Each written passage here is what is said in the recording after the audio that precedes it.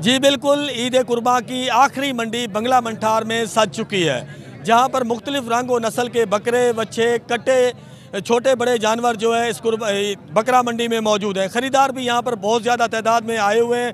उनसे जानते हैं कि आज की मंडी के हवाले से उन्होंने कोई जानवर ख़रीदा या नहीं ख़रीदा। जी डॉक्टर साहब बताइएगा, कोई जानवर ख़रीदा है?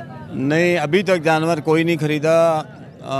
तकरीबन बहुत ज़्यादा महंगाई है और जानवरों का रेट तकरीबन 1 लाख से ऊपर बता रहे हैं। अभी घूम रहे हैं, अभी तक कोई ख़रीदा नहीं है। जी भाई बताइएगा। जी, हमने कुर्बानी के लिए 2 जानवर ले लिए हैं और 2 हमने जानवर और लेने हैं।